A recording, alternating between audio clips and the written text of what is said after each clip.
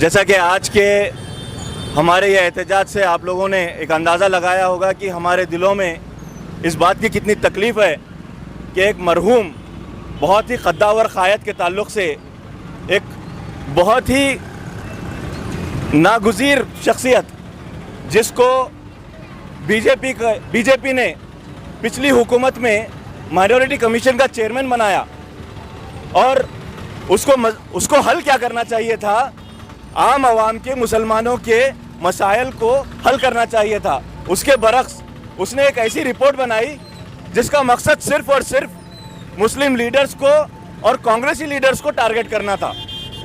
यही वो रिपोर्ट है जिसकी बिना पर कल अनवर मानपड़े गुलबर्गा शहर आता है और गुलबर्गा शहर आकर हमारे लीडर्स के ताल्लुक से, बिलखुसूस कमरुल इस्लाम जैसी शख्सियत के ताल्लुक से जो आज इस दुनिया में मौजूद नहीं है, अरे इतनी भी उसके अंदर शर्म नहीं है कि जो शख्स दुनिया में मौजूद नहीं रहता है उसके ताल्लुक से बुरी बातें नहीं कही जाती हैं और वो चोर कह देता है।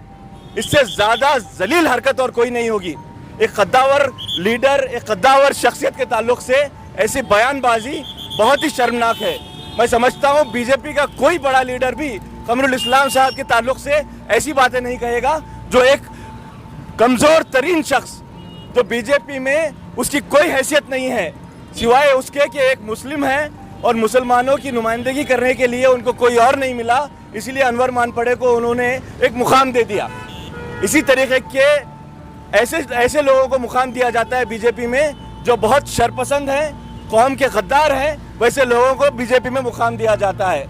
अब वो जो बातें कर रहा है कमरुल इस्लाम साहब के ताल्लुक से, उसको अगर वक्त के ताल्लुक से इतनी ही हमदर्दी है तो कई सारे इलाके में हमारे पास, खास करके गुलबर्गा शहर में, गुलबर्गा के डिस्ट्रिक्ट में इतनी ज़्यादा तादाद में जायदादें हैं जिस पर खुद हुकूमत के इमारतें तामीर हैं जो वक्त की हैं, जहां पर बड़ी बड़ी इमारतें तामीर हैं। आज जो गुलबर्गा में रिलायंस मॉल मौजूद है, आज जो गुलबर्गा में कॉरपोरेशन मौजूद है, आज कई सारे सोसाइटीज तामीर हुए हैं। देख बरानी दरगाह की जायदाद है मार्केट में, वो कहाँ पर है, वो किस जगह पर है, वो उसका सवाल वो क्यों नहीं उठाता?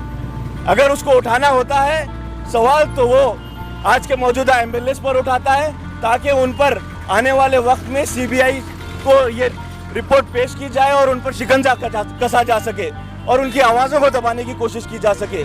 याद रखिए, कमरुल इस्लाम के चाहने वाले, कमरुल इस्लाम से मोहब्बत करने वाले लोग न सिर्फ गुलबर्गा में हैं बल्कि पूरी कर्नाटक में हैं। जैसा कि आज मिजगुरी से मुस्लिम चौक तक हम एक फोटो रैली निकाले थे, उसमें अनवर मानपड़े ने कल गुलबर्गा आकर और एक कमरुल इस्लाम साहब मरहूम के खिलाफ जो चोर का इल्ज़ाम लगाया है, बेबुनियाद इल्ज़ाम लगाया है, और उसमें उसने कहा है कि कमरुल इस्लाम चोर है। मैं बोलता हूँ वो सबसे बड़ा चोर आरएसएस का दल्ला वही है। आरएसएस के साथ मिलकर हमारे मुस्लिम कम्युनिटी के लीडर्स को कमज़ोर करने की साजिश रच रहा है और उसने कमरुल इस्लाम साहब को टारगेट कर कमरुल इस्लाम साहब और मैडम कनीज़ फातिमा साहिबा के लिए चोर का एक इल्ज़ाम लगाया है। मैं समझता हूँ वो केस, जो भी केस चल रहा होगा वो कोर्ट में चल रहा होगा या नहीं चल रहा होगा, लेकिन अनवर मानपड़े को ये चोर का जो बोलना था, इल्ज़ाम लगाना था, ये सरासर गलत है। किसी को एक लीडर को जो है ना, उसने शेम आनी चाहिए उनको कि उन्होंने बीजेपी के साथ रहकर और बीजेपी के आरएसएस के साथ रहकर मुस्लिम कम्युनिटी के लीडर्स के ऊपर टारगेट कर रहे हैं। और लिहाजा मैं इतना सख्ती मजम्मत करता हूँ, अनवर मानपड़े को इसके ऊपर खिलाफ एक कार्रवाई होना चाहिए। आईबी में रुकाने का क्या मकसद था? आईबी में MP, MLA, x MLC, ex MLA रुक सकते हैं। अनवर मानपड़े का क्या पोस्ट है जो आईबी में रुकाए हैं उसको? इसके साबित होता है कि उसके हाथ में जो बंधा हुआ तागा है वो साफरान कलर का तागा है। उससे मालूम होता है ये आरएसएस का दल्ला है, ये हमारे कौम का नहीं है, आरएसएस का दल्ला है। ऐसे बहुत सारे जगह हैं, बहुत सारे जो लैंड्स हैं, उसके ऊपर काम करना होगा। मैं बोलता हूँ अनवर मानपड़े, सुनो, जितने भी गवर्नमेंट के गार्डन्स हैं पहले उसका रिजल्ट निकालो। आप जितने भी गार्डन्स है वो गार्डन अपनी जगह पे है नहीं, देखो उस गार्डन के अंदर क्या तामीर हुई है उसका पहले रिजल्ट निकालो। तुम नहीं निकालेंगे क्योंकि तुम्हारा कुछ जो ना पगार मिल रही है लोग से, तुम वो जो है ना उनका काम नहीं करेंगे। लिहाजा मैं बोलता हूँ अगर तुमको बहुत ही दर्द है कौम का, बहुत ही दर्द है अवाम का, तो लिहाजा वो काम करिए, हमारे वफ को लेकर तमाशा मत करिए।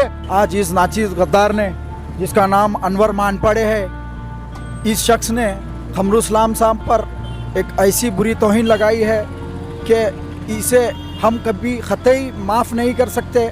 और इस शख्स को और इसके साथ में जो भी शख्स वो वीडियो वायरल करते वक्त जो भी मौजूद थे, तमाम लोगों को वो आवाम से माफ़ी मांगना होगा, वरना इंशाअल्लाह आने वाले वक्त में अनवर मानपाड़े के ख़िलाफ़ और उसके साथ जितने भी लोग मौजूद थे वहाँ पर सबके ख़िलाफ़ ज़ोरदार एहतजाज करेंगे। और इंशाअल्लाह आज हम जाकर तेरे खिलाफ मानपाड़े FIR भी दर्ज करेंगे इंशाअल्लाह।